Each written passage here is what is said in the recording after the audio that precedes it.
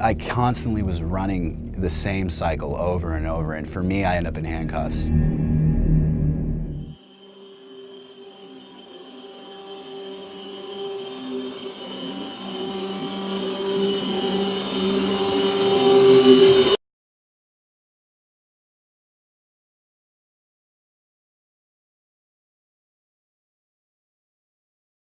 I grew up in Thousand Oaks, California, Newbury Park actually, but no one really knows that.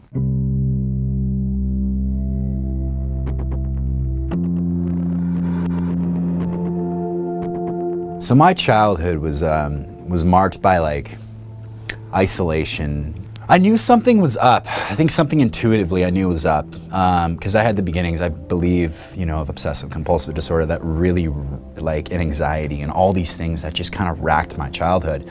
Everything was like the pink elephant in the room at my home, at where I was growing up. I have a brother who was 2 years older than me, and all this stuff was behind closed doors. But I never spoke with anyone about it. And my friends would pick on me about it, my weight, and my size, and my little behaviors, and I secretly, like, it hurt. I always blame my mom. My mom always blamed me. My dad reacted to my mom for a period of time, and then he stopped reacting to her, and he just gave up. The evenings in my home were really turbulent. I love my mother. I think she had a little bit of a drinking issue. It made the home life in the evenings, it was markedly at like 4 p.m. to like 10 p.m. or 8 p.m. because she'd go to bed. There was a shift. There was a lot of emotional turbulence, and it was like, fucking hate you, you fucking suck, where's your girlfriend, and that's what my mom would yell, and I would yell back, and I was always the one that met her like venom with equal ferocity. I spat just back. Looking back on it now, it's like, no, she did the best she could with what she had, and I have responsibility. Now I do. My escape was digital. I loved computer games. I was addicted. I played them like 16 hours a day. I ate a lot of food. I felt like I was overweight. I had few friends, and that was okay. My dad would take us to the bookstore, and I would never read the books, but I'd buy them for the pretty covers. I'd buy all these fantasy novels, and I would never read them. I'd rarely read them, but I remember when I would read, it was like I was lost. I was lost in my own world. I didn't want to be myself. I think deep down inside I hated myself. I hated myself a lot, and I didn't know it. First time I took a drink, really serious drink, was I think like I was 14 years old. I remember drinking a lot and not getting drunk, but acting like I was.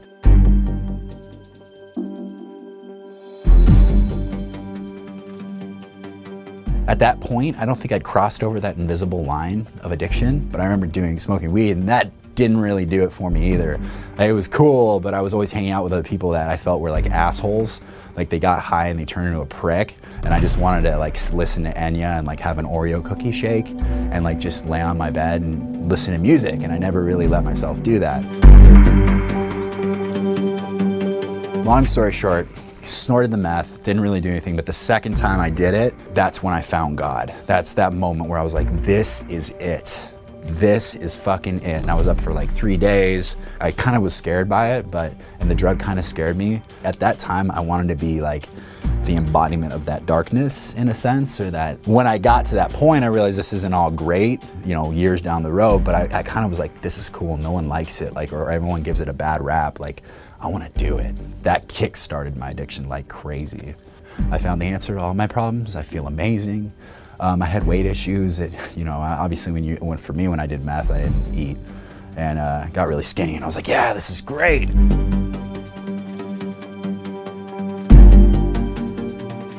That first time I did it, I remember I wrote a report why drugs should be legalized, and I remember spending like 10 hours on it, and then getting all this documentation and footnotes and headers why drugs should be legalized, and da-da-da-da-da. And then when I get to class, I'm so high, I'm so gacked out of my mind on meth that I couldn't even present my case. But that was like my first experience with meth, and that solidified.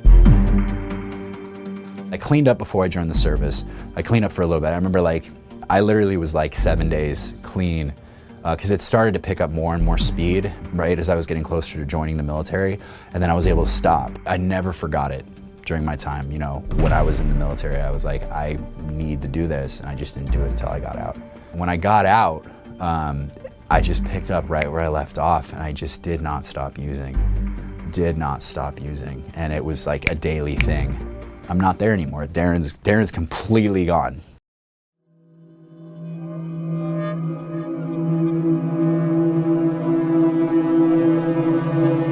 I got arrested a lot. I think the worst was getting arrested on my robbery charge.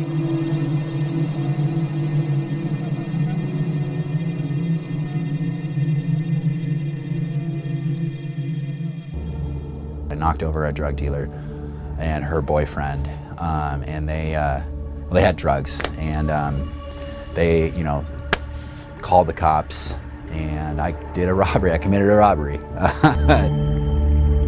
When I came back from Northern California, they're like, we want to talk to you. You want to come down to the station? And my drug-addled mind, I was like, yeah, sure, I'll go tell my side of the story, thinking I would walk out of there. I showed up to the police station, they arrested me, and they booked me on a robbery charge. And that was probably those first few months in jail, knowing I was going away, probably gonna be going away for a while, was the worst. I always get arrested because I'm eventually homeless. You know, the law of averages is gonna have me run into a police officer, and drugs are my security blanket. I can't leave it with anywhere else because someone might steal it. So I have my dope on me, I have my meth, my heroin, whatever I have on me at that time, my needles, I have everything with me. And I'm usually homeless, so eventually I run into the cops. So I got arrested a lot.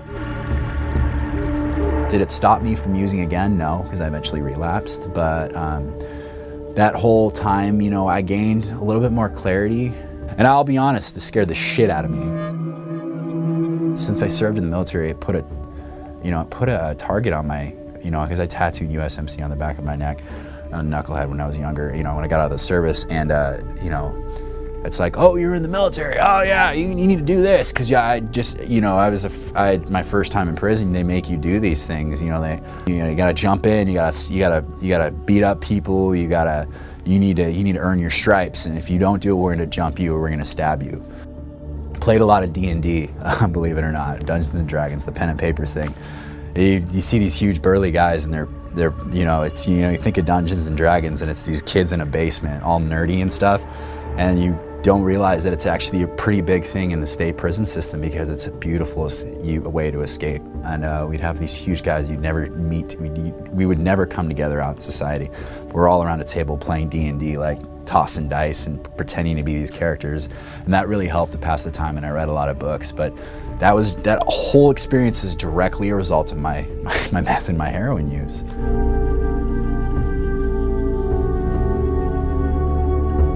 Paroled from prison in January of 2013, and I had like maybe 22 months. I wasn't keeping track of sobriety at that time. I got a job. I went back to my parents' place. I got a job, got a car. I was working doing sales, and the guys at the sales place that I was doing sales at, they all drank. Most of them did. There were some guys in recovery there. It was like cold call sales. I was pretty good at it. This pre-workout supplement that before they re-released it recently, was called Craze. And one of the guys, my supervisor there, had it. He's like, hey, you want to try this? And so I was like, yeah, let's do this. And at that time I was working out, I was exercising, and I got this buzz. And it was like 30 minutes. And I found out it was taken off the market because it had an analog, I believe, of methamphetamine or amphetamine. That's when my relapse started. And then a week later I was drinking with the guys. And then a week after that, I lost that job and I was shooting meth and I was shooting heroin. I used for 3 months. I got kicked out of my house. I was living with a girl that I met at a meeting, and she was in a really fancy rehab, and we left there, and she had a really good job at a place in Malibu, at a restaurant in Malibu, and so she was bringing home a good amount of money, and I was going out and I was getting the drugs, so everything was perfect. We were living on the west, we were living over by UCLA. One of her coworkers had like a place over by the campus, and I was living over there with her, and we were just getting high, just getting loaded. I would wake up and I had to have my heroin close enough to me because I was so sick in the morning that I'd have to be able to reach it as easily as possible and start smoking or do a shot of heroin just to get right. And then after that, I'd have to do my meth because I had to get up and do stuff for the day. So that was a chore in and of itself. And for me, after that, how much money do I have? How many items do I have on me that I can possibly sell?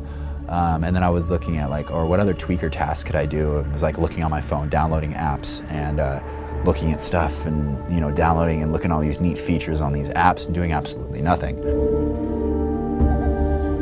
Getting in the car and driving and looking for police officers, and if a cop pulls up behind you, your heart rate goes, and I'm already loaded out of my mind. And when I get pulled over, I'm a dead giveaway.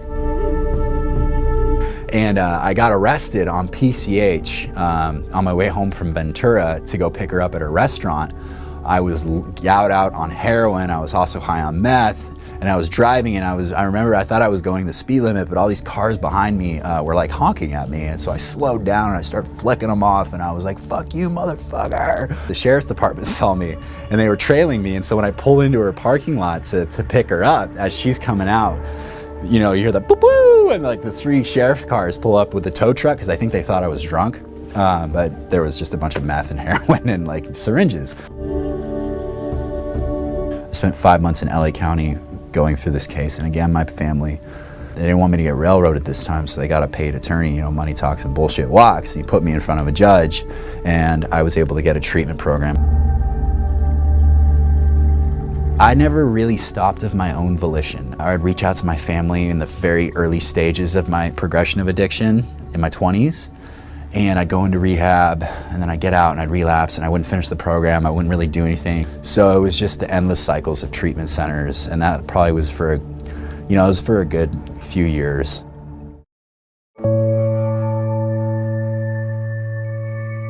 Someone's been watching over me. I could have walked away with like a lifelong like illness like HIV, you know, I could have walked away with hepatitis C, and not to, you know, I would have made me a stronger person if I'd ended up like that.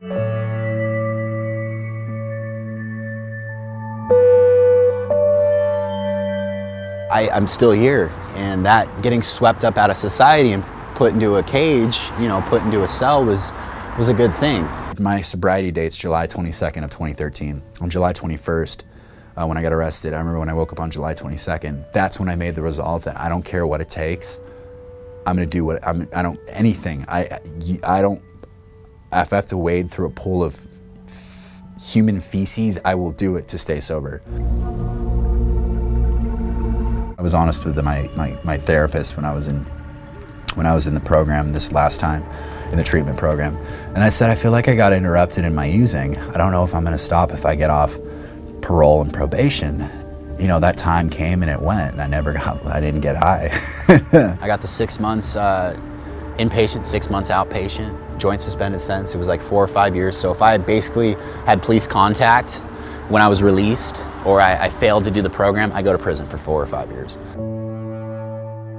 I didn't do everything great because I ended up getting transferred to another one of their Tarzana's other program. You know, I was fraternizing with a woman. I always say that because that's what they called it. I was fraternizing with a woman at Tarzana Treatment Center.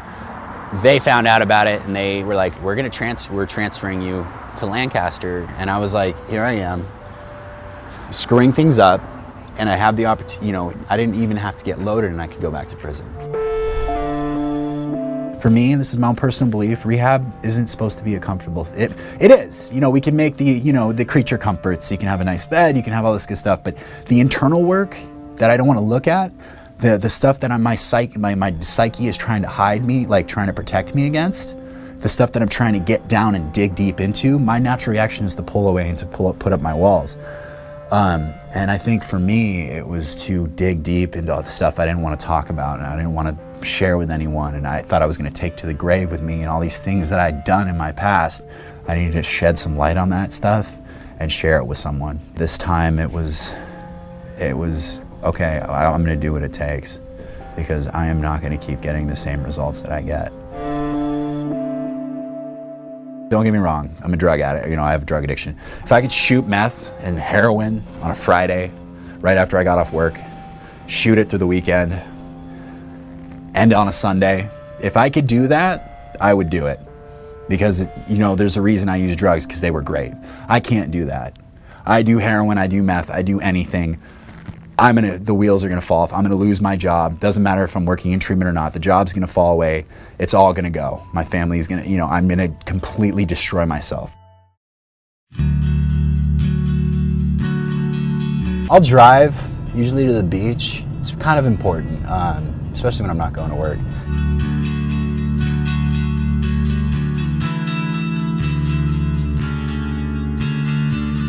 I want to just kind of zone out as I'll drive to the beach, and I'll kind of just look out at the ocean, but it's always been something that's like my brain just kind of shuts off when I drive. The freedom that I've kind of gained now it's not necessarily I've been freed physically, but also spiritually, emotionally, and I still go through times, trials, tribulations. It's not a one-time, it's not a one-time thing. This is life. Things are always changing. Things are always going on. I'm always having a new experience. I'm dealing with life issues, and I get the blessing, I get the gift, I get the opportunity to actually deal with life issues. My family was immediately affected by my substance abuse. People that, when I stole things, when I get arrested, it's affecting the taxpayer. When I go into treatment, and whether it's bad or good, it ripples. The effects of addiction ripple. The drugs I was prescribed, the doctors that I saw, shared my story with, all because of my drug addiction. It was huge. There's so many facets. It's like, and we're seeing it more today, how widespread addiction is, specifically opioid addiction, but I think it goes to everything. Addiction's been around, it's gonna be around. I don't know if they're gonna find some silver bullet cure. I doubt it. I think we are a long ways away from fully understanding the human brain, because I know there's a component there, but it affects so many people, and I know that I affected so many people in both bad and good ways. More often bad. In active addiction, it's not good. It's all bad. All bets are off when I start using. I think this is probably the first time where I've done it, like an in-depth telling of my story. I've shared at meetings, and I know that my default is to kind of gloss over my story when I'm kind of sharing with someone in recovery, just to kind of do that identification, just to self-identify with them, or to kind of find some common link. I really never had the opportunity or the chance to do it in a really explicit, down to the details, like really asking questions that really make me think. This would be the first time, really, other than like a 2 or 3 or 5 minute share at a meeting. If I want to do something, I can go and do it. I have the freedom to go do it. When back in the day, even in early recovery, I didn't have that freedom. Loaded, I didn't have that freedom. I was like, oh, let's go do this, let's go do that. Nothing ever happened. But my life, a normal day for me is just to wake up, do what I got to do that day, and lay down at night, and and just be grateful that I'm still here. I'm still sober, I'm still abstinent. I don't have to do that shit again.